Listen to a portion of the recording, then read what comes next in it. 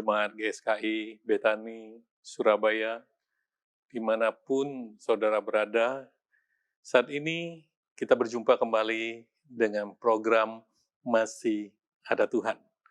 Saudara, saya memberi tema pada saat ini, menang atau kalah. Saudara, setiap orang dalam kehidupan ini pasti mengalami masalah besar atau kecil. Masalah tersebut. Dan akhir dari setiap masalah hanya ada dua kemungkinan. Menang atau kalah. Nah, Tuhan merindukan untuk setiap kita. Kita ini menang atas setiap persoalan kita. Walaupun kadang-kadang sebuah kemenangan itu dimulai dari sebuah kekalahan. Namun, ujungnya kita mencapai kemenangan. Tetapi yang Tuhan inginkan bukan sekedar menang. Yang Tuhan inginkan, kita lebih dari pemenang. Seperti firman-Nya mengatakan demikian. Roma 8 ayat 37, tetapi dalam semuanya itu kita lebih daripada orang-orang yang menang oleh Dia yang telah mengasihi kita. Saudara, firman Tuhan mengatakan bahwa Tuhan menginginkan bahwa setiap kita lebih dari pemenang. Karena apa? Karena Tuhan mengasihi kita. Pertanyaannya begini, bagaimana kita bisa menjadi seorang pemenang? Dalam setiap persoalan kita keluar sebagai pemenang. Yang pertama, saudara, mengandalkan Tuhan. Roma 8 ayat 31-32 mengatakan demikian. Sebab itu, apakah yang akan kita katakan tentang semuanya itu? Jika Allah di pihak kita, siapakah yang akan lawan kita? Yang kedua, Ia yang tidak menyayangkan anaknya sendiri, tetapi yang menyerahkannya bagi kita semua, bagaimanakah mungkin Ia tidak mengaruniakan segala sesuatu kepada kita bersama-sama dengan Dia? Paulus katakan kepada jemaat di Roma, yang pertama, kalau Tuhan di pihak kita, siapa lawan kita? Yang kedua, Paulus katakan, anaknya saja yang Dia kasih, Dia berikan kepada kita. Masa sih karunia lain yang tidak diberikan? Masa sih Dia membiarkan kita? Nah, saudara, seringkali ketika kita ini menghadapi persoalan, ya hidup itu pasti ada warnanya, saudara.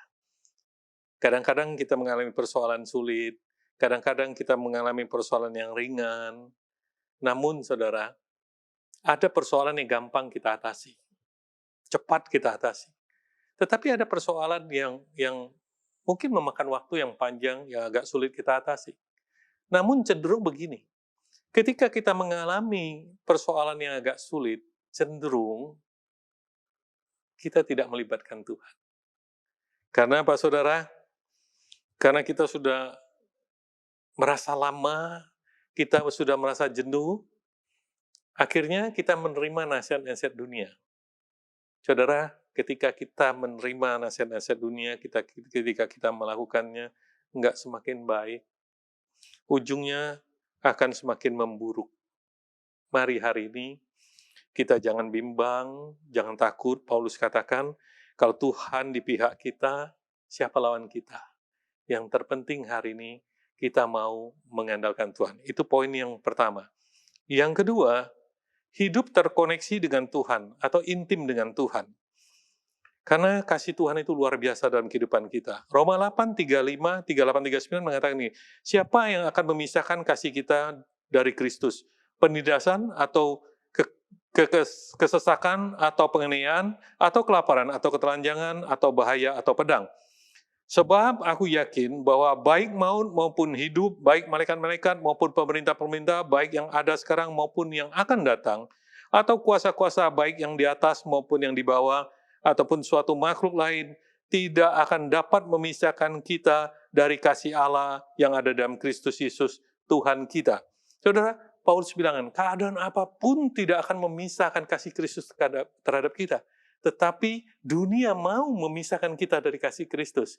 Dunia memberikan kita sesuatu tekanan yang membuat kita jauh daripada Tuhan. Dunia memberikan kita akselerasi pekerjaan yang sangat padat sehingga kita punya kesibukan-kesibukan sehingga kita lupa waktu bersama Tuhan. Dunia mau memisahkan kita dengan Tuhan. Mari setiap kita hari ini jangan mau terpisah daripada Tuhan. Karena kasih Tuhan itu besar dalam hidup kita.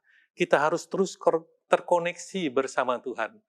Dan kita akan melihat, saudara, kalau kita mengandalkan Tuhan, hidup kita terkoneksi intim dengan Tuhan, saudara akan keluar sebagai pemenang. Lebih dari pemenang. Tuhan Yesus memberkati.